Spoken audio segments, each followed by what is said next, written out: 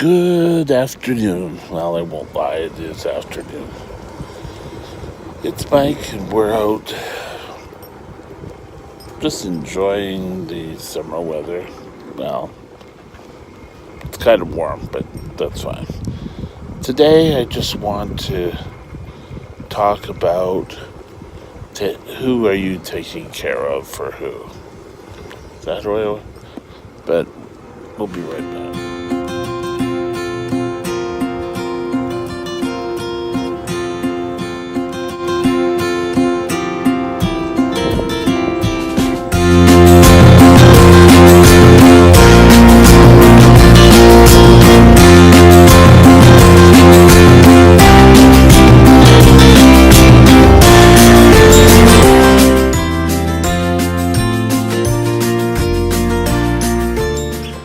Hi there. I'm not a certified diabetic educator or a doctor. You should check with one or both of these before taking any advice from anyone. Thanks for watching. Now, it's very simple, but we'll discuss it more in depth. People can say, oh, I'm taking care of myself or my son or my daughter or my wife. But in reality, you need to take care of you for you. And I talked about these things in a bit before, but I just thought I would bring it all together. You need to take care of you for your own sake, not for anyone else. Oh, I don't care. I'd rather live than die. Well, believe it or not, you're going to have a whole bunch more living to do once you get your diabetes under control. Your body, you're going to feel better doing it. And just giving up, it's not an option. I am sorry.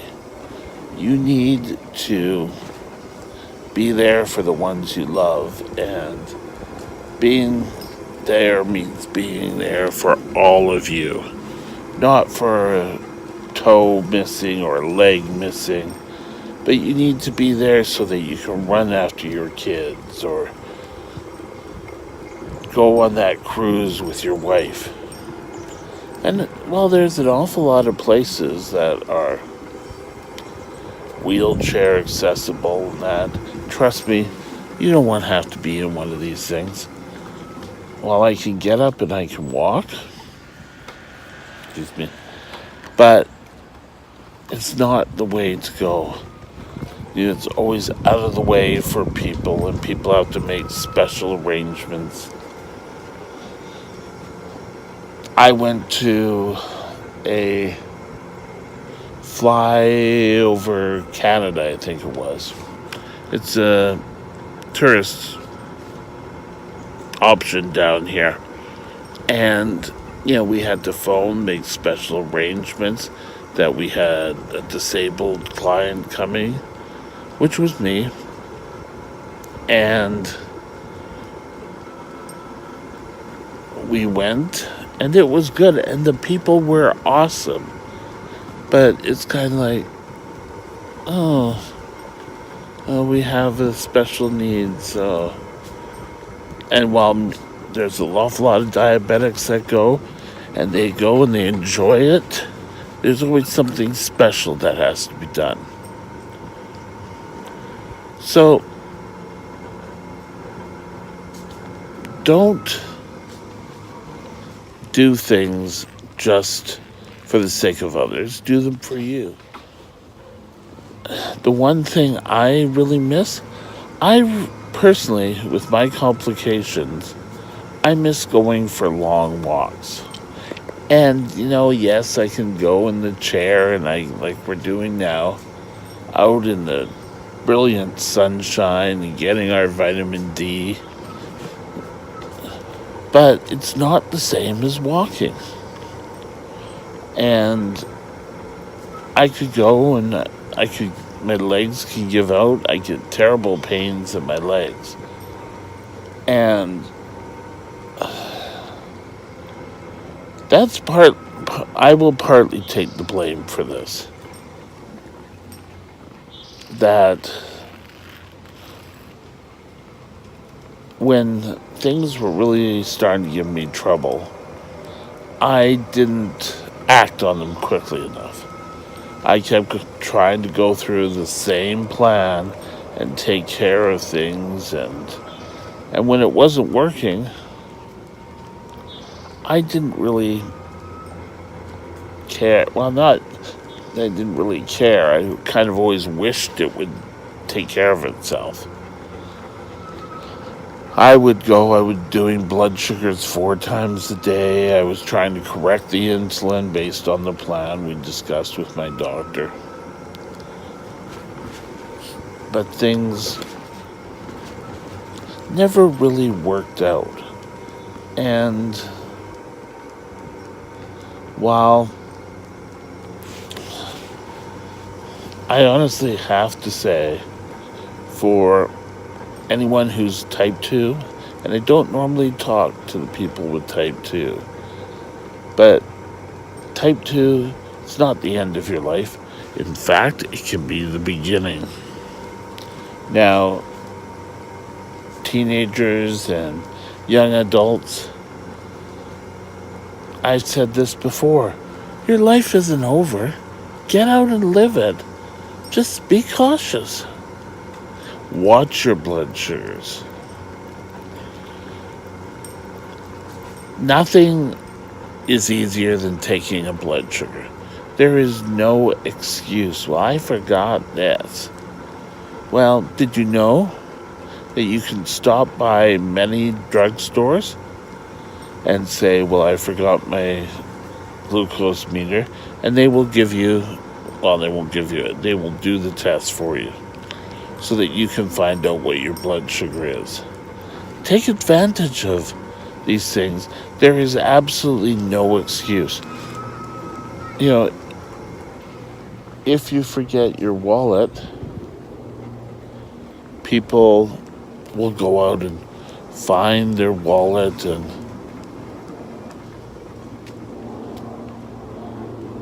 see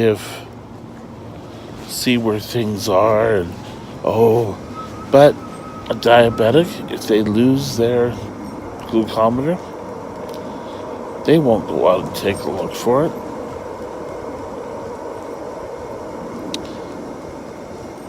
It should be taking care of yourself. It's doing blood sugars, taking your medication as prescribed. Good, yourself. You don't have to take maybe 5 minutes to do a blood sugar. It shouldn't be. And now that you're counting carbs, it's a hell of a lot easier. Now, I don't want to sound like the little old man that really, how do I say this? Back in my day, but when I was first diagnosed, you had to do urine tests, and you had to do urine tests 4 times a day, and you had to get a little test tube when I started, and you had to drop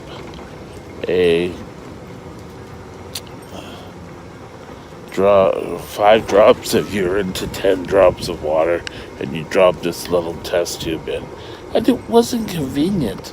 If you had to go out to dinner, it wasn't convenient. So now, just doing a blood test. A lot of people just do it in the restaurants now. Don't miss taking an injection. Oh, well, I was out in the theater. I didn't really want to, I didn't really I didn't really want to be pointed out. Well, there's always excuses. You can always come up with excuses for yourself.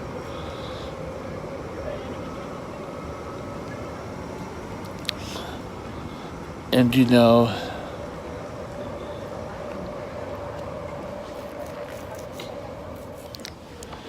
you can always make up excuses why things weren't done, or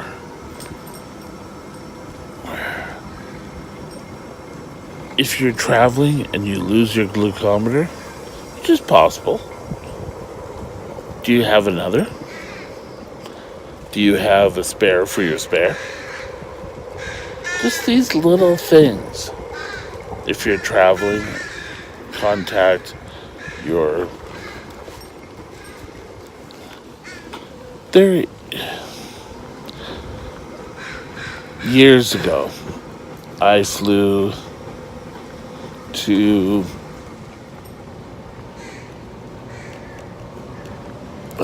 Fiji. My mom and dad were down there doing some work, and I got on the airplane, just put the insulin in the fridge, because back then we were all told to do that, and we landed in Honolulu. And before I landed, I asked for my insulin back, and the stewardess or flight attendant or whatever they were called back then said, "Oh no, you can leave it in here. I'll write a note," or whatever. Well, dinner time came, and I had asked for my insulin. There was no insulin, and I didn't have backup. So I landed in Fiji, had to go find a hospital. They gave me some insulin, but it wasn't the right strength. And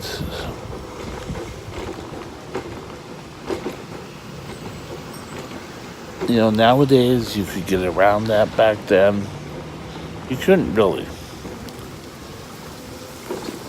I should have insisted on the insulin, but I was a teenage boy, and like I said, I made excuses why it shouldn't have happened. The point is, it did, and I was down there all summer.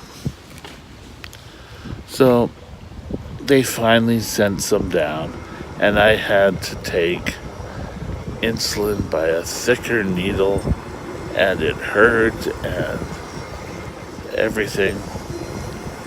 But we all learned. So, yes, sometimes emergencies do happen, but